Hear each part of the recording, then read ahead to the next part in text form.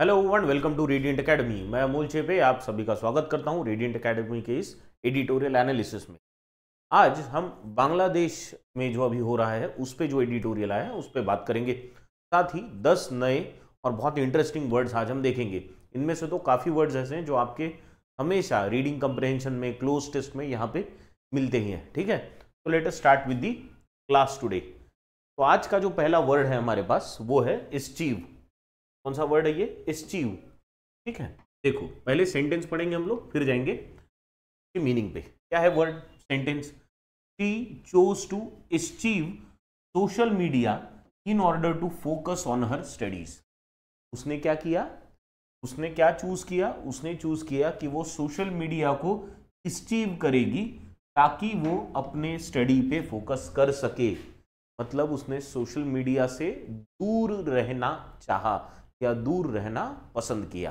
तो किसी चीज को अवॉइड करना, किसी चीज से दूर रहना या किसी चीज को अपने आप से दूर करना, उस चीज को कहते हैं हम एस्चीव, है ना। किसी चीज को बैन कर देना या बेसिकली अवॉइड कर देना, उसका यूज करना ही खत्म कर देना, दैट इज कॉल्ड एस्चीव। ठीक है, तो क्या होता है एस्चीव? टू डिलिबरेटली अवॉइड यूजिंग या एब्सटेन फ्रॉम यूजिंग। एब्सटेन करना मतलब क्या? किसी चीज का यूज करने से खुद को रोकना, बराबर है। एब्सटेन करना, रिस्ट्रेन करना किसी चीज को यूज करने से, समझ गए? तो avoid using something is called as eschew. तो you too can choose to eschew social media so that you too achieve your results, you too achieve your goals. ठीक है, सिनोनिम क्या होंगे इसके फिर?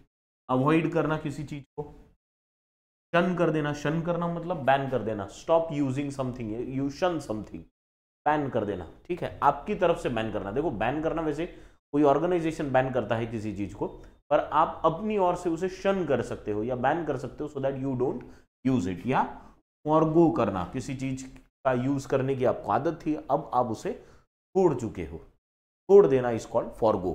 ठीक है, एंटोनिम क्या होंगे इसके? किसी चीज को छोड़ देना का अपोजिट क्या होगा? किसी चीज को एक्सेप्ट करना, एक्सेप्ट करना या एम्ब्रेस करना। एम्ब्रेस का मतलब कल भी बताया था मैंने, वेलकम करना, गले लगाना। ठीक है, या इंडल्ज करना। इंडल्ज करना मतलब किसी चीज में इन्वॉल्व होना, किसी चीज का यूज करना, दैट इज कॉल्ड इंडल्ज। समझ गए? तो एस्चीव का मतलब किसी चीज का यूज करने से अवॉइड करना या खुद को रोकना। ठीक, समझ गया पहला वर्ड एस्चीव। चलो let us now move on to the next word. The next word is taciturn. taciturn, अब ये वर्ड आपने बहुत रेगुलरली सुना होगा। जनरली ऐसे बच्चों के बारे में कहा जाता है जो बिल्कुल ही बात नहीं करते या बहुत कम बात करते हैं उनके लिए, या ऐसे व्यक्तियों के लिए। देखो क्या बोला है, द taciturn boy। कैसा बॉय है? taciturn boy rarely spoke in class। वो क्लास में बात ही नहीं करता था। Preferring to listen and observe, उसका काम क्या था? सिर्फ लिसन करना और ऑब्जर्व करना, बात बहुत कम करता था। इसलिए उसको क्या कहते थे? टैसिटर्न कहते हैं। Someone who doesn't speak much, who doesn't speak नहीं, हु डजंट स्पीक मच, बहुत रेयरली बात करने वाले लोगों को कहते हैं टैसिटर्न है। जैसे क्या मीनिंग होगा फिर इसका? रिजर्व्ड और अनकम्युनिकेटिव इन स्पीच, सेइंग लिटिल, बहुत कम बात करने वाले। सिनोनिम क्या होंगे इसके फिर? रेटिसेंट है, रिजर्व्ड है या साइलेंट है। बहुत बार हम बोलते हैं ना बहुत साइलेंट बंदा है। साइलेंट है मतलब पूरा बंद है क्या उसका मुंह? नहीं, speaks but he speaks very little, right. Antonyms, antonym क्या होगा? जो कम बात करता है उसका अपोजिट क्या होगा? बातूनी। अब हम एक वर्ड यूज किया है इसके लिए, लोकेशियस, हमने पहले भी यूज किया। लोकेशियस मतलब कौन? जो बहुत बात करता है, दैट इज लोकेशियस। देखो यहाँ है लोकेशियस। या टॉकेटिव, बात करने वाला बहुत, या कम्युनिकेटिव, जिसका तो कम्युनिकेट करना अच्छा लगता है। समझ गए? टैसिटर्न, टैसिटर्न का मतलब someone who doesn't speak much is taciturn. चलो the next word we have is furtively. Furtively, देखो फर्टिवली सेंटेंस पढ़ेंगे आपको ध्यान में आ जाएगा। ही ग्लांस्ड, ग्लांस मतलब ऐसे देखना, तिरछी नजरों से देखना, मतलब फट से देख लेना, दैट इज कॉल्ड ग्लांसिंग, है ना। टू सी यानी ध्यान से देखना पूरी तरह। और मैं आपकी तरफ देख रहा हूं पर मैं ऐसे कंप्यूटर की तरफ ग्लांस कर सकता हूं, बराबर है। दिस इज ग्लांसिंग, थोड़ा साइड में देख लेना, तो ग्लांस किया, है ना। तो ग्लांस कैसे किया, ग्लांस फर्टिवली किया, ठीक है। अभी देखो फर्टिवली क्यों किया, around the room before slipping the note into his bag. कोई नोट थी उसके हाथ में, तो उसने बैग में डालने से पहले फर्टिवली जरा रूम में इधर उधर ग्लांस कर लिया, मतलब क्या, झांक लिया, सीक्रेटली झांक लिया कि कोई है तो नहीं। तो सीक्रेटली देखना इसको बोलते हैं फर्टिवली देखना, बराबर है। सीक्रेटली कोई चीज करना उसका मतलब है फर्टिवली करना, ठीक है। फर्टिवली का मतलब क्या होता फिर, in a way that attempts to avoid notice और अटेंशन, सीक्रेटिवली, है ना। फर्टिवली किसी बैग में से कुछ निकाल लेना, मतलब सीक्रेटिवली, छुपते छुपाते, है ना। फर्टिवली कहीं कुछ देख लेना, दैट इज ग्लांसिंग फर्टिवली, समझ गए। फर्टिवली का मतलब होता है सीक्रेटली करना कोई भी चीज। यहाँ पे ग्लांस फर्टिवली किया है, कोई एक्शन भी फर्टिवली की जा सकती है। You can enter into a room furtively also, बहुत छुपके से तुम रूम में एंटर हो गए, that is furtively entering the room, समझ गए। सिनोनिम क्या होंगे इसके, सीक्रेटली, ये तो इसी से रिलेटेड है, स्टेल्थीली या सरप्टिशियसली। क्या है ये, सरप्टिशियसली। सरप्टिशियसली मतलब बहुत धीमे से, को पता नहीं चले ऐसे, दैट सरप्टिशियस। एंटोनिम क्या होंगे इसके, बिल्कुल दाड़ से दरवाजा खोल के चले जाओ, ओपनली, ऑब्वियसली ताकि सबको पता चले, कॉन्स्पिक्यूअसली तब विदाउट, यानी नोटिस होने का कोई डर नहीं है इस केस में, समझ गए। तो किसी के नोटिस में ना आते हुए किसी कोई चीज को करना बोले तो फर्टिवली करना हो गया, समझ गए, क्लियर। चलिए नेक्स्ट वर्ड पे चलो। तो नेक्स्ट वर्ड जो है हमारे पास वो है इनिमिकल। देखो पहले हम क्या करेंगे, सेंटेंस पढ़ेंगे इनिमिकल का। The inimical climate of the desert made it difficult for life to thrive. ऐसा क्लाइमेट इनिमिकल क्लाइमेट है। कहाँ का क्लाइमेट है inimical, inimical climate of the desert इतना डिफिकल्ट कर देता है, वहां पे जनजीवन का होना बहुत मुश्किल कर देता है। मुश्किल करना मतलब इनिमिकल, है ना। पर वो क्लाइमेट कैसा है, इनिमिकल है, मुश्किल कर देता है, मतलब वो कैसा है, ऐसा है जो आपको बाधाएं डाले या आपको हार्म करे, बहुत तकलीफ दे। तो तकलीफ दे जो चीज होती है दैट इज कॉल्ड इनिमिकल, है ना। तो इनिमिकल का मतलब क्या होगा, टेंडिंग टू ऑब्स्ट्रक्ट और हार्म। देखो तकलीफ देने वाली जो चीज है, जो आपको मुश्किल में डाले, आपको तकलीफ दे, ऐसी चीज को हम क्या कहेंगे, इनिमिकल है वो चीज, ठीक है। सिनोनिम क्या होगा इसका, होस्टाइल। होस्टाइल का मतलब क्या होता है, आक्रामक हो सकता है, या होस्टाइल मतलब ऐसी चीज जो एकदम से पलट जाए, बराबर, दैट इज ऑल्सो होस्टाइल, आक्रामक। हार्मफुल, ये तो यही देखा हमने, तकलीफ दे जो है वो, या डेट्रीमेंटल। डेट्रीमेंटल यानी जिससे तबीयत या हालत या सिचुएशन खराब हो, that is called detrimental. Antonym क्या होगा इसका, ऐसा जो तकलीफ दे है उसका एंटोनिम क्या होगा, जो आपको साथ दे। साथ देने वाली चीज को क्या बोलेंगे हम, फ्रेंडली है, आपके बेनिफिट का है, मतलब बेनिफिशियल है, या सपोर्टिव, समझ गए। इनिमिकल का मतलब something which is non supportive, that can give you harm और which is harmful to you, समझ गए, दैट इज इनिमिकल। चलो let us now move on to the next word. Next word we have is acerbic. Acerbic आपने सुना होगा, असर्बिक ये word, आपके दोस्तों के बारे में बहुत बार ये वर्ड यूज होता है, यार उसकी लैंग्वेज या उसका बोलने का तरीका बहुत असर्बिक है, असर्बिक है। असर्बिक है मतलब कैसा है, देखो देखेंगे, इज असर्बिक विट। विट मतलब क्या, बुद्धि, बुद्धि या बात करने का तरीका, दोनों के लिए हम लोग यूज करते हैं। विटी है, विटी है मतलब वो फट से बोल देता है ना, उसका दिमाग बहुत तेज चलता है, इज विटी। हाजिर जवाब है ना, उसको हम बोलेंगे विटी है बहुत। तो his acerbic wit often offended those who didn't know him well. जो लोग उसको पहचानते नहीं थे, वो लोग हमेशा ऑफेंड हो जाते थे। ऑफेंड हो जाते थे मतलब उनको बुरा लगता था, उनके दिल को ठेस पहुंचती थी जब वो अपना विट किस तरह से यूज करता था, एसर्बिक विट यूज करता था। किस तरह से मतलब वो विटी ही था, यानी वो हाजिर जवाब था, फट से कुछ तो भी बोल देगा जिससे हंसी आएगी, लेकिन वो जो हंसी आने वाली बात है वो एसर्बिक होती थी, यानी वो सीधा मुंह पे बोल देता था, एकदम सामने, बिना कुछ यानी कुछ छुपाने की कोशिश नहीं करता था, सीधा जो है वो डायरेक्ट बोल देता था। तो ऐसा डायरेक्टली बोलना किसी के सामने एसर्बिक, एंड इट में ऑफेंड समवन, जिससे किसी के दिल को ठेस पहुंच सकती। ठीक है, तो एसर्बिक का मतलब क्या होगा? मीनिंग शार्प एंड फोरट्राइट, बराबर है, एकदम शार्प बोलना रहता है, या फोरट्राइट, सीधा मुंह पे बोल दो जो है वो डायरेक्टली।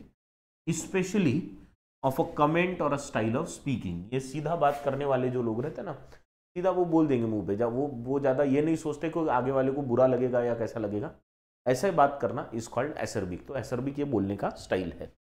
मैंने हमेशा कहा, हम हमारे दोस्तों के बारे में हमेशा कहते हैं कि उसका बोलने का स्टाइल बहुत एसर्बिक है, मतलब ऐसा है, सीधा बोल देता है वो मुंह। सिनोनिम सार्कास्टिक हो सकता है। सार्कास्टिक मतलब तुमने मारणे, जसं मराठीत म्हणतो ना आपण तुमने मारणे, तो वैसा हिंदी में क्या बोलना है? हिंदी में क्या बोलते हैं? हिंदी में it is, I don't remember the word in Hindi for it, word in Marathi is being used very commonly nowadays, है ना। तो सार्कास्टिक, सार्काज्म यानी आप सही तरीके से यानी मजाक उड़ाते हुए बोलो, दैट इज सार्काज्म, है ना। फिर बाइटिंग, जिससे आपको दर्द हो, या हार्श लैंग्वेज में बात करो। एंटोनिम क्या होगा इसका? एकदम जेंटल माइल्ड लैंग्वेज में बात करो, या काइंड लैंग्वेज में बात करो। तो it is more to do with the style of speaking, acerbic. ठीक है, चलिए नेक्स्ट वर्ड पे। Next word we have is trepidation. कौन सा वर्ड है? ट्रिपिडिशन। चलो सेंटेंस पढ़ेंगे। With some trepidation she opened the envelope to read the exam results। Exam के रिजल्ट का एनवलप आया था, अंदर रिजल्ट था एनवलप के, अब वो एग्जाम के रिजल्ट का एनवलप खोलते हुए जो फीलिंग होगी, दैट फीलिंग इज ट्रिपिडिशन। मतलब उसको कैसे फीलिंग थी, लेकिन the feeling had must have had fear in it, उसमें डर भी होता है और एक किस्म का फ्रस्ट्रेशन भी होता है कि when you know there are very little chances of you succeeding, ऐसे टाइप का डर, म्हणजे जिसमें यानी जिसमें चिड़चिड़ापन भी हो और डर भी हो, दोनों हो, यानी डर भी है और चिड़चिड़ापन भी है, ऐसे फीलिंग को कहेंगे हम ट्रिपिडिशन। ठीक है, तो विथ सम ट्रिपिडिशन, तो ट्रिपिडिशन का मतलब क्या होगा? अ फीलिंग ऑफ फियर और agitation about something that may happen. Agitation मतलब वो चिड़चिड़ होना कि यार, यानी वो अरे यार तो रिजल्ट तो बुरा ही आने वाला है। अब वहां पे डर तो होता ही है अंदर, हाँ, लेकिन वो फीलिंग भी होती है कि यार रिजल्ट तो बुरा ही आना है, बस खोल के देखना कितना बुरा है, और फिर रिजल्ट आने वाला है, यार इतना बुरा तो सोचा ही नहीं था, ये तो बहुत बुरा आ गया। दैट चिड़चिड़ापन वाली फीलिंग और फियर वाली फीलिंग इज कॉल्ड ट्रिपिडिशन। समझ गए? ट्रिपिडेशन। सिनोनिम क्या होगा इसका? एंग्जाइटी होना, क्या होगा क्या नहीं, दैट इज एंग्जाइटी, या एप्रीहेंशन होना, या ड्रेड। ड्रेड बोले तो ड्रेडफुल बोलते हैं ना, जिस चीज से आपको डर लगे, दैट इज ड्रेडफुल। ठीक है, तो ड्रेड होना मतलब डर होना। एंटोनिम क्या होगा इसका? अच्छा लगना, आपको पता है पहले से नहीं अच्छा ही रिजल्ट आएगा, तो you have some confidence, you have calm, और यू आर कंपोज्ड। तब आपके आप में क्या है? कंपोजर है, तो आप कंपोज्ड हो। समझ गए? ट्रिपिडेशन का मतलब समझ गए? डर और वो चिड़चिड़ापन वाली फीलिंग होना कोई चीज करने से पहले, कि जिसका रिजल्ट आपको मालूम है बुरा ही होने वाला है मोस्ट प्रोबेबली। ठीक, चलो नेक्स्ट। ऑब्सिक्वियसली वर्ड है अभी, ऑब्सिक्वियसली। ऑब्सिक्वियसली बहुत इंटरेस्टिंग वर्ड है। इंटरेस्टिंग क्यों है, जैसे आएगा ना मैं बताता हूं। देखो, he waited obsequiously by the door eager to please his boss। उसने कैसा वेट किया? ऑब्सिक्वियसली वेट किया डोर के बाहर, ईगर टू इम्प्रेस और प्लीज हिज बॉस, है ना, अपने बॉस को प्लीज करने के लिए। आपने वर्ड सुना होगा चापलूस। ऑब्सिक्वियसली यानी चापलूसी भरा, है ना। जब लोग किसी को बहुत प्लीज करने के लिए, इम्प्रेस करने के लिए कुछ कहते हैं ना, तो that kind of behaviour is called obsequious behaviour. और ऑब्सिक्वियस से ही क्या बना है? ऑब्सिक्वियसली। ठीक है, चापलूसी करना, या किसी चापलूस को बोलेंगे अपन ऑब्सिक्वियस है। समझ गए? तो ऑब्सिक्वियसली मैंने चापलूसी भरा, यानी वो इतना ओबीडियंटली खड़ा था बाहर, इतना शांत और इतना क्या बोलते, इतना इम्प्रेस करने के हिसाब से फूल वूल लेके बहुत अच्छे से, कि सर आप बहुत अच्छे हैं, बहुत तारीफ कर रहा है, ये चापलूसी भरा बिहेवियर होगा। नॉर्मली वो वैसा नहीं है, लेकिन चापलूसी भरा बिहेवियर कर रहा है, दैट इज कॉल्ड ऑब्सिक्वियस। समझ गए? तो इसका मीनिंग क्या होगा? इन एन एक्सेसिवली ओबीडियंट और अटेंटिव मैनर। यहाँ पे भले ओबीडियंट और अटेंटिव बहुत अच्छे इसमें दिया है, लेकिन it has negative connotation to it, चापलूसी भरा होता है। सिनोनिम क्या होगा इसका? सबमिसिवली, सबमिट कर देना खुद को, जैसे आप जो बोलेंगे वही सही है सर, आप महान हैं, बस इसी लैंग्वेज में बात करना है ना। तो सबमिसिवली या फॉनिंगली, है ना, किसी को बहुत ऊपर बताना और अपन उसके पीछे पीछे घूमना, सर्विलिली। ठीक है। एंटोनिम क्या होंगे इसके? असर्टिवली या इंडिपेंडेंटली या फिर कॉन्फिडेंटली। समझ गए? तो ऑब्सिक्वियसली का मतलब क्या होता है? बहुत ही ओबीडियंटली अटेंटिवली करना, पर उसमें चापलूसी भरा बिहेवियर करना। चले नेक्स्ट सेंटेंस पे, नेक्स्ट वर्ड पे। Next word we have is immutable. देखो अभी ये इम्यूटेबल है, मतलब म्यूटेबल का क्या होगा? एंटोनिम होगा। म्यूटेबल मतलब म्यूटेशन, आपने सुना है ना, म्यूटेशन, जीन म्यूटेशन वगैरह होता है। तो म्यूटेट होने का मतलब होता है चेंज होना। देखो जब वर्ड सामने आता है ना, तो आप बेस वर्ड पे जा सकते हो उसके। म्यूटेट मतलब चेंज, म्यूटेबल मतलब which has tendency to change, immutable का मतलब क्या हो फिर? That does not have tendency to change, जिसमें चेंज नहीं हो सकता। ठीक है, सेंटेंस बढ़ेंगे, लेट अस चेक कि ये बराबर है क्या। The laws of physics are considered immutable and form the foundation of scientific understanding. हमारी साइंटिफिक अंडरस्टैंडिंग जो बनाता है, वो जो लॉज है फिजिक्स के, दे आर कंसिडर्ड इम्यूटेबल, क्योंकि वो बदल नहीं सकते, है ना। तो ऐसे जो लॉज है दे आर इम्यूटेबल, वो बदल नहीं सकते, हाँ, इसलिए उनको बोला इम्यूटेबल। तो जो बदल नहीं सकता वो इम्यूटेबल हो गया। तो म्यूटेबल क्या होगा फिर? जो बदल सकता है। म्यूटेशन क्या हो गया? इधर से उधर बदलना, म्यूटेट होना। तो मीनिंग क्या हो गया इसका? अनचेंजिंग ओवर टाइम और अनेबल टू बी चेंज, जो बदलता नहीं। सिनोनिम क्या होगा फिर? अनअल्टरेबल, क्योंकि अल्टरेबल का मतलब है बदलना, है ना, परमानेंट या फिक्स्ड। और इसका एंटोनिम जो चेंज हो सकता है, म्यूटेबल, फ्लेक्सिबल या वेरिएबल। ठीक है, चले नेक्स्ट वर्ड पे। बहुत इजी था वर्ड था mutable, immutable. Panacea, Panacea, Panacea word सुना? हमेशा आता है पेनेशिया के, एडिटोरियल्स में बहुत बार होता है, कंप्रेहेंशन में बहुत बार होता है, आरसीज में। चलो क्या दिया है? Many people hoped the new policy would be a Panacea for the economic troubles facing the nation. ये जो नई पॉलिसी आई है, वो नई पॉलिसी इकोनॉमिक ट्रबल में से बाहर निकालने का पेनेशिया होगी। पेनेशिया का मतलब होता है अल्टीमेट सॉल्यूशन, किसी भी चीज का आखिरी, बोलते ना अपन रामबाण उपाय, रामबाण उपाय बोले तो पेनेशिया। समझ गए? पेनेशिया मतलब क्या? एकदम रामबाण उपाय, राइट। जैसे मीनिंग क्या होगा फिर इसका? A solution remedy for all difficulties और डिसीजेस। सारे वो क्या बोलते हैं, सारे बीमारी की एक ही दवा, that is called Panacea, ultimate solution, यानी बस ये दवाई ले लो सब पे असर करेगी, दैट इज पेनेशिया। ठीक है। सिनोनिम क्या होगा इसका? क्यूअर ऑल, यूनिवर्सल रेमेडी या एलिक्सिर।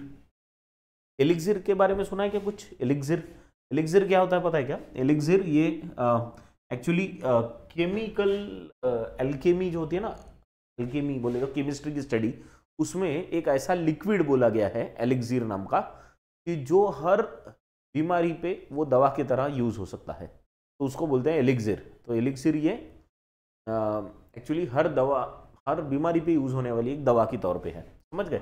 इसलिए पेनेशिया का वो सिनोनिम है। पेनेशिया का मतलब भी क्या होता है? पेनेशिया का मतलब भी क्या होता है? अल्टीमेट रेमेडी, हर चीज के लिए जो फाइनल सॉल्यूशन है, दैट इज पेनेशिया। एंटोनिम क्या होगा? ये दवा हो गई, फिर रेमेडी हो गई, तो फिर दवा का अपोजिट क्या होगा? जहर, पॉइजन या प्रॉब्लम या हिंड्रेंस। हिंड्रेंस है ना, कल हमने वर्ड देखा था, कल कौन सा वर्ड देखा था? हिंडर।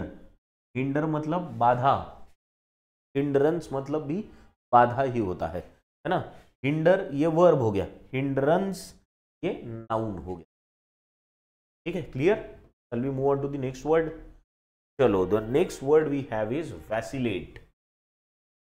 वैसिलेट, चलो सेंटेंस पढ़ेंगे। Vacillate, she tended to vacillate. To vacillate तो वर्ब हो गया ये। Vacillate between career options, career options के बीच में वो वैसिलेट कर रही थी।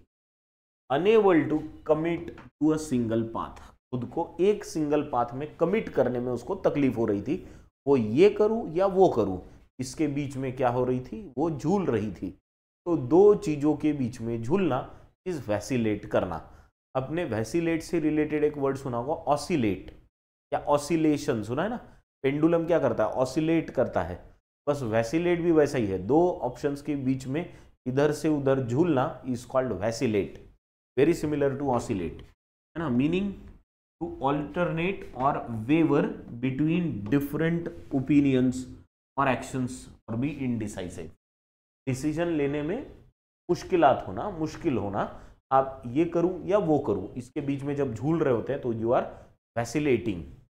It is very similar to oscillating. देखो यहाँ पे वर्ड आया है ऑसिलेट, वैसिलेट की तरह ही है ना? वेवर, वेवर मतलब इधर से उधर झूलना, वेव की तरह। हेजिटेट करना, करूं कि नहीं करूं, करूं कि नहीं करूं, दैट इज हेजिटेशन। एंटोनिम क्या होगा इसका? फाइनल कर लेना, डिसाइड कर लेना, हाँ अपना फाइनल है। एक बार मैंने ठान लिया तो फिर मैं अपने आप की भी नहीं सुनता। डिसाइड कर लिया, ठीक है, रिजॉल्व कर लिया, डिटरमाइन कर लिया, डिटर्मिनेशन है, ठीक है। तो that is antonym of vacillate. Vacillate मतलब जहां आप निर्णय लेने के, वो निर्णय नहीं ले सकते, दो ऑप्शंस के बीच में झूलते रहते हो, दैट इज वैसिलेट। क्लियर? चलो let us move on to the next word. अच्छा चलो, ये लास्ट वर्ड था। Now we have the editorial in front of you. Read the editorial, then we will discuss the entire thing. पढ़ो।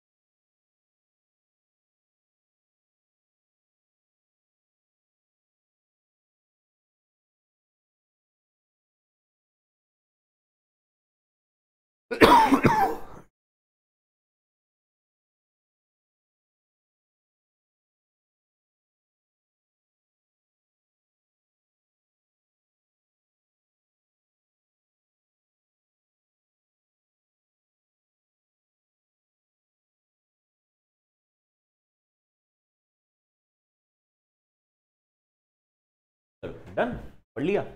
Good. क्या दिया है, किस पे है एडिटोरियल? क्या दिया है? From hope to despair. Hope to despair का मतलब क्या?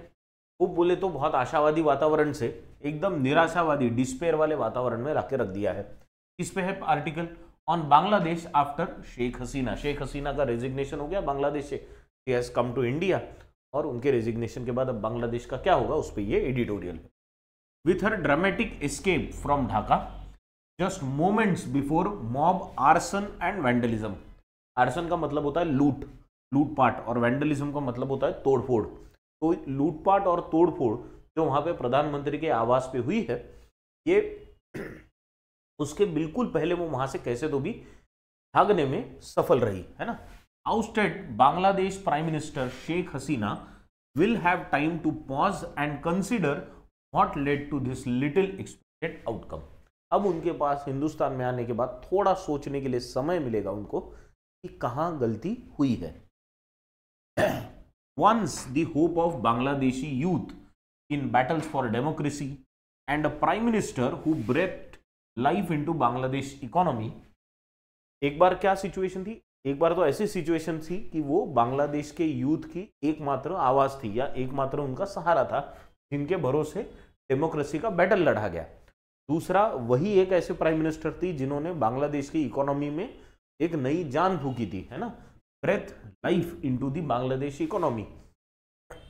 Mrs. Hasina was eventually seen as the students' greatest adversary। पर अब वो क्या देखे जाने लगी, स्टूडेंट्स की सबसे बड़ी दुश्मन। एडवर्सरी का मतलब क्या होता है, दुश्मन। Held responsible for over 300 deaths in protest of the past 2 months। पिछले 2 महीने में जो 300 लोगों की डेथ हुई है अलग अलग प्रोटेस्ट में, इन प्रोटेस्ट के लिए अभी किसको जिम्मेदार माना जा रहा है, शेख हसीना को जिम्मेदार माना जा रहा है, और इसलिए वो स्टूडेंट्स की सबसे बड़ी दुश्मन बन के सामने आई है। While she was admired for her crackdown on terrorist camps in 2009, handing over criminals to India,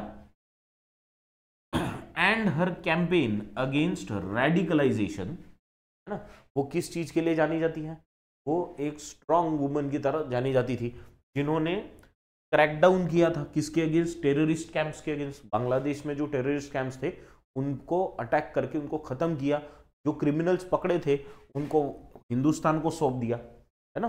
फिर उन्होंने रेडिकलाइजेशन के खिलाफ अभियान चलाया था, रेडिकल्स जो थे उनको दूर किया। रेडिकल्स मतलब ऐसे लोग जिनके एक्सट्रीमिस्ट विचार होते हैं बहुत, है ना, तो एक्सट्रीमिस्ट सोच वाले जो लोग होते हैं ना, एक तरफा सोच होती है उनकी, उन लोगों को दूर किया, ठीक है। Mrs Hasina was recently more reviled. Reviled का मतलब क्रिटिसाइज करना, बराबर है, दोष देना, उनके अगेंस्ट एंगर होना। For using same strong arm tactics. Strong arm tactics मतलब आयरन फिस्ट की तरह बिल्कुल नहीं, जो भी होगा वो ताकत से करेंगे, है ना। तो ये ताकत से इन्होंने टेररिस्ट के अगेंस्ट काम किया, रेडिकल्स के अगेंस्ट काम किया, पर सेम ताकत इन्होंने और कहाँ यूज की, और उसी के अगेंस्ट उनको रिवाइल किया गया। इन्होंने ये स्ट्रॉन्ग आर्म टैक्टिक्स कहाँ की, ऑन हर अपोनेंट्स। अब जो पॉलिटिकल अपोनेंट्स है उनके अगेंस्ट ये स्ट्रॉन्ग आर्म टैक्टिक्स नहीं यूज करनी चाहिए थी, तो वो उन्होंने की, और इसलिए उनके अगेंस्ट क्या हुआ, he was reviled. The student protest over the quotas that began in July may have been final straw। आखिरी स्ट्रॉ कौन सा था, आखिरी जो स्ट्रॉ था वो था जब स्टूडेंट प्रोटेस्ट हुए कोटास के अगेंस्ट, है ना। हमने वो कोटा सिस्टम के अगेंस्ट जो स्टूडेंट के प्रोटेस्ट है उस पर एक एडिटोरियल ऑलरेडी देख चुके हैं, ठीक है। Anger was building up over the past decade, और भले ही आखिरी अभी ये जनवरी के बाद यानी मई से वो प्रोटेस्ट शुरू हुए कोटास के अगेंस्ट, जब हाई कोर्ट का ये निर्णय आया कि कोटा को लागू कर दिया जाए, तो 2018 में वहाँ के रिजर्वेशन सिस्टम को सरकार ने बंद कर दिया था, क्योंकि जो रिजर्वेशन सिस्टम थी वहाँ पे 56% रिजर्वेशन था, जिसमें 30% रिजर्वेशन तो सिर्फ वॉर वेटरन्स के डिपेंडेंट्स के लिए था, यानी जिन्होंने 1971 के वॉर में हिस्सा लिया था उनकी फैमिलीज के लिए रिजर्वेशन था 30%। तो सरकार ने 2018 में बंद कर दिया, 2024 में भी एक हाई कोर्ट ने फिर उसको लागू कर दिया, इसके अगेंस्ट फिर प्रोटेस्ट शुरू हो गए, सुप्रीम कोर्ट ने वापस उसको कम कर दिया, 7% पे ला दिया, लेकिन तब तक बात बहुत बिगड़ चुकी थी, क्योंकि तब तब तक प्रोटेस्ट बहुत हिंसक हो चुके थे। ठीक है, तो वो जो प्रोटेस्ट वाला विषय था that was a final straw. However anger यानी इनके अगेंस्ट माहौल कब से बनना शुरू हो गया था? ऑलमोस्ट 10 साल पहले से, over a decade, with allegations of vote rigging. इन पे आरोप हमेशा से क्या लगते आ रहे थे कि इन्होंने वोट्स को रिग किया है। रिग किया है मतलब वोटिंग में, इलेक्शंस में इन्होंने धांधली की है ना, गलत वोटिंग कराई गई है। एंड सपरेशन ऑफ मीडिया, और मीडिया को दबा के रखा है। And sending leaders, journalist and activist to jail on trumped up charges. Fake charges के, बनाए हुए चार्जेस के बेसिस पे जर्नलिस्ट को, अपोजिशन को या फिर जो एक्टिविस्ट है उनको जेल में डालने का काम इन्होंने किया। ये ऐसे आरोप उन पे पिछले 10 सालों से लगते आ रहे थे, जिनसे वो कैसे तो भी निपट रही थी, लेकिन इस बार स्टूडेंट्स के प्रोटेस्ट की वजह से उन्हें जाना पड़ा। समझ गए? यहां तक क्लियर है? चलो now go through the second part. चलो ये पार्ट पढ़ लो पहले, गो थ्रू इट।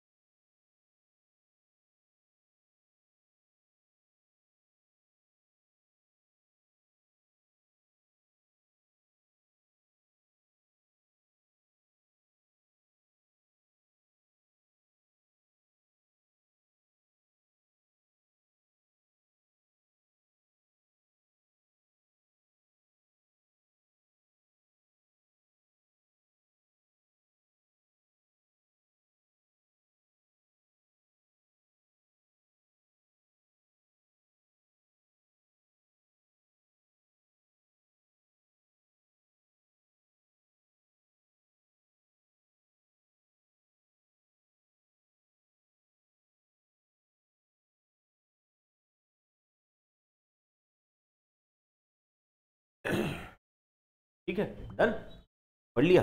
चलो अगर नहीं पढ़ना हुआ होगा तो पॉज कर लेना। चलो क्या दिया है? Even after winning elections, even after winning elections in January for a fourth term, चौथी बार चुन के आई थी इसी जनवरी में, 300 में से 224 सीट्स मिली थी, तो बहुत मेजोरिटी मिली थी। लेकिन आरोप ये थे कि अपोजिशन ने बॉयकॉट कर दिया, और आरोप ये लगे कि इन्होंने धांधली की है इलेक्शन में। तो the Indian election commission certified कि नहीं, इलेक्शन में कोई प्रॉब्लम हुआ नहीं है। इंडिया और चाइना ने ये कहा है कि इलेक्शन में प्रॉब्लम नहीं था, यूएसए ने ये कहा है कि इलेक्शन में प्रॉब्लम था। ये सब हो रहा है वहां पे। Mrs Hasina continued down that path, उन्होंने वही रास्ता चुना। कौन सा? स्ट्रॉन्ग आर्म टैक्टिक्स, अपोजिशन को जेल में डालो, जर्नलिस्ट को जेल में डालो, और एक्टिविस्ट को भी जेल में डालो, with cases and jail terms against Nobel laureate and Grameen bank founder Mohammad Yunus.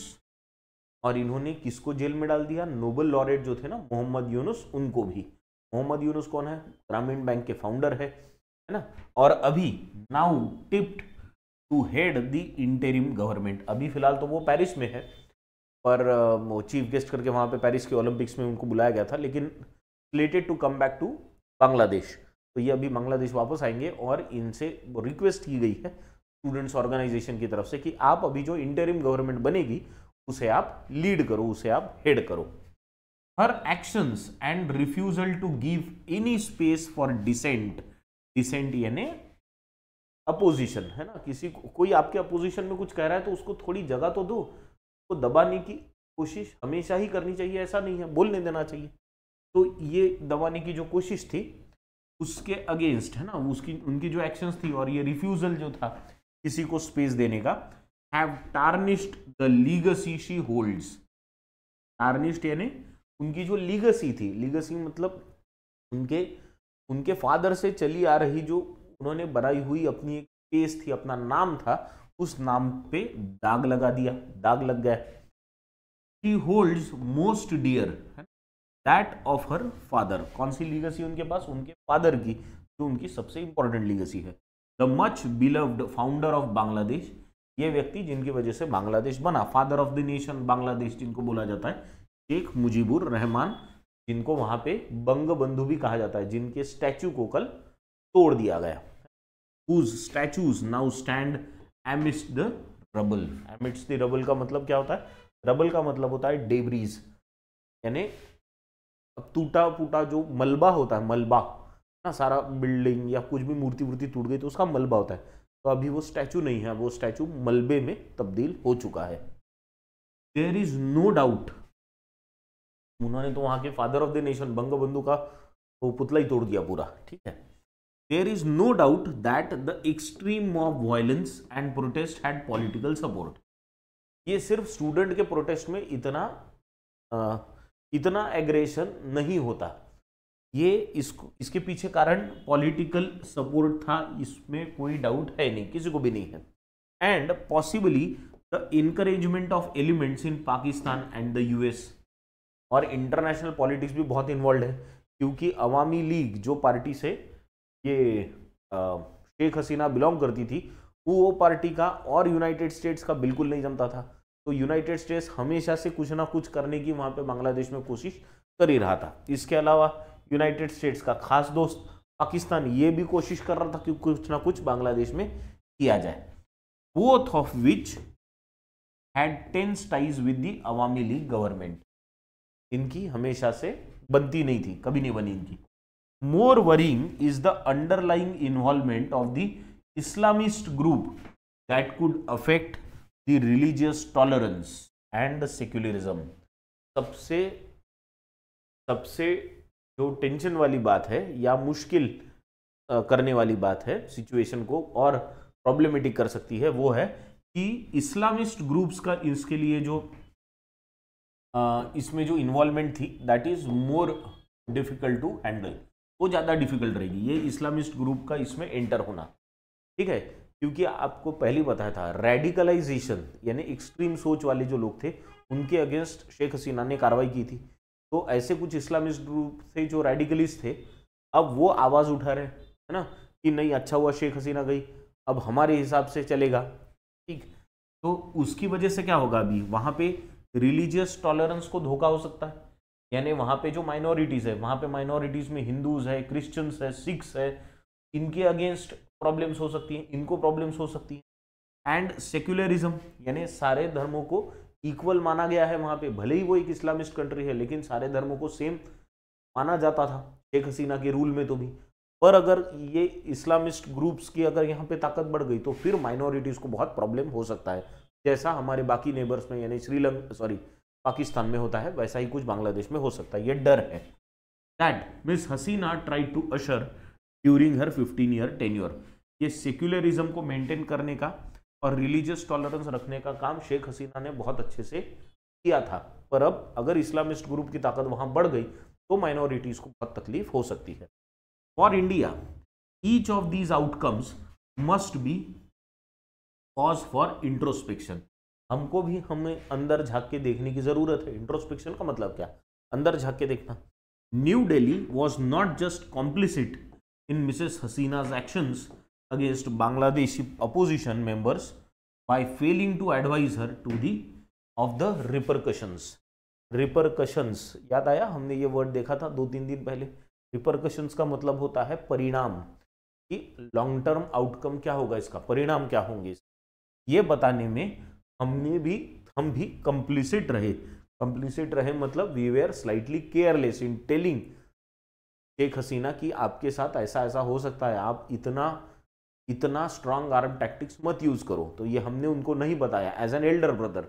Hindustan हमेशा से बांग्लादेश का एक बड़ा भाई की तरह रहा है, तो उन्होंने बताना चाहिए था, ऐसा ऑथर का कहना है, ठीक है।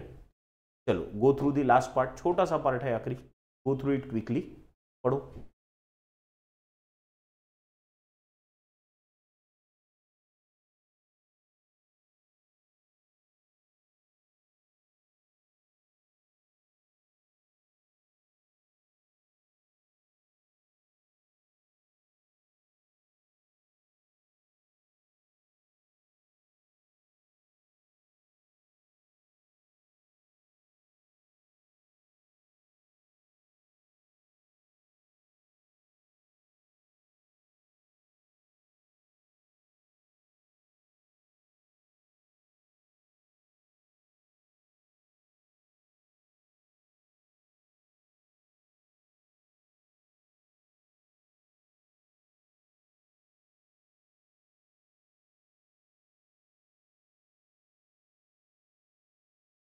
ठीक, डन। चलो, क्या दिया है फाइनल पार्ट में? इट ऑल्सो फेल्ड, इट मतलब हमारी बात हो रही है हिंदुस्तान की, it also failed to engage them, engage them किसको? स्टूडेंट्स वगैरह जो लोग हैं वहां के, वो losing goodwill on Dhaka street, यानी आम जनता जो है लोगों की, उनके साथ भी हमारा हिंदुस्तान का एक गुडविल था, वो गुडविल हमने मिस कर दिया। एक्चुअली वहां पे तो बांग्लादेश नेशनल पार्टी करके है जो अपोजिशन पार्टी थी, वो तो एक इंडिया आउट कैंपेन चला रही है, जैसे मालदीव्स में चला वैसे, है ना। तो सिचुएशन वहां के अपोजिशन पार्टी ने ऑलरेडी खराब करके रखी है हिंदुस्तान के अगेंस्ट, इससे और बुरी हो गई। The Modi governments unalloyed support, unalloyed मतलब बिना किसी मिक्सचर का, अलॉय का मतलब क्या होता है? मिक्सचर, है ना, दो मेटल्स मिक्स कर दिए, अलॉय बन गया। अनअलॉयड मतलब जहां कोई मिक्सचर नहीं है, फुल सपोर्ट, यानी एकदम क्लियर सपोर्ट, ऐसा मतलब होता है। अनअलॉयड मतलब clear support, clear support for Mrs Hasina also insured her uncritical support. हमने शेख हसीना का पूरा सपोर्ट किया था, उन्होंने भी हिंदुस्तान का पूरा सपोर्ट किया, है ना। Forcing her to accept even unpopular decisions such as citizenship amendment act, CAA जो हिंदुस्तान ने लागू किया, इसको वो, ये ऑथर के वर्ड्स में अनपॉपुलर है ना, सब लोगों में अनपॉपुलर होगा इसकी कोई गारंटी नहीं, these are the words of the author. तो ऑथर से ये जो सिटीजनशिप अमेंडमेंट एक्ट है, ऐसे डिसीजंस, ये जो डिसीजन भारत सरकार ने लिया, इसको भी उन्होंने अनक्रिटिकली सपोर्ट किया, यानी बिना कोई किए शेख हसीना ने इसको सपोर्ट किया था। क्यों? क्योंकि हिंदुस्तान ने उनका सपोर्ट किया। while securing Mrs. Hasina's safety and well-being in a manner accorded to a leader who has always upheld India's interest, हमने क्या किया? उनको वहां से बाहर निकलने में मदद की, यहाँ पे उनको आश्रय दिया, उनके साथ बहुत अच्छा व्यवहार सुलूक किया जा रहा है यहाँ पे हिंदुस्तान में, और वो ऐसे ही लीडर के साथ किया जाता है जिन्होंने हमेशा अपना साथ दिया है। तो हिंदुस्तान की बहुत अच्छी फ्रेंड थी वो। The government must not waste time in engaging with the next regime, पर अब वक्त आ गया कि वहां पे नई सरकार बनेगी, नए लोग आएंगे सत्ता में, तो ऐसा नहीं हो कि आप शेख हसीना के साथ इधर बने रहे और उधर उनके साथ संबंध खराब हो जाए।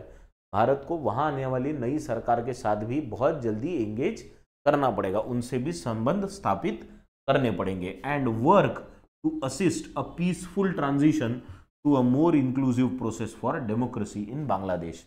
और हिंदुस्तान ने यह प्रयास करना चाहिए कि ठीक है, शेख हसीना की सरकार ने हमें मदद की थी, हमने उनको सपोर्ट किया, पर इंपॉर्टेंट यह है कि बांग्लादेश से संबंध लॉन्ग टर्म के लिए अच्छे रहे, क्योंकि सरकारें तो आएंगी, सरकारें जाएंगी, डेमोक्रेसी रहनी चाहिए, बराबर। तो डेमोक्रेसी रहनी चाहिए, इसके लिए क्या करना होगा? क्या करना होगा? उनसे भी संबंध स्थापित करने पड़ेंगे और हेल्प करनी पड़ेगी कि वहां पे डेमोक्रेसी आए और डेमोक्रेसी लॉन्ग टर्म के लिए रहे, राइट। तो this is what the author says. चलो, now the questions for you, there are 5 questions for you. The first question is, according to the passage which of the following led to rise and fall of Sheikh Hasina? Sheikh Hasina की growth के पीछे और बाद में उनके पतन के पीछे, दोनों के लिए कारण क्या है? इन 5 में से वो आपको बताना है। Which of the following reasons are responsible for public anger against Sheikh Hasina? Public का जो एंगर है शेख हसीना के अगेंस्ट, उसके लिए क्या कारण है, ये आपको बताने हैं। Which of the following word has the same meaning to the word adversary? Adversary का सिनोनिम आपको बताना है। Next question you have is, एक फ्रेज दी गई है एमिड्स द रबल, ये एमिड्स द रबल का आपको सिनोनिम बताना है, यानी सेम मीनिंग वाला पॉइंट बताना है। और according to passage which of the following countries backed the protesters against Hasina? किन कंट्रीज ने प्रोटेस्टर्स का सपोर्ट किया है पैसेज के अनुसार? ठीक है, तो ये ऑप्शंस आपके पास है। तो ये है आज का एडिटोरियल, 10 नए वर्ड्स हमने पहले देखे। क्वेश्चंस के आंसर्स आपको कमेंट बॉक्स में देने हैं, सबने देना जरूरी है, आप ये अच्छा होगा ये। ठीक है, तो will stop here with this. Thank you very much.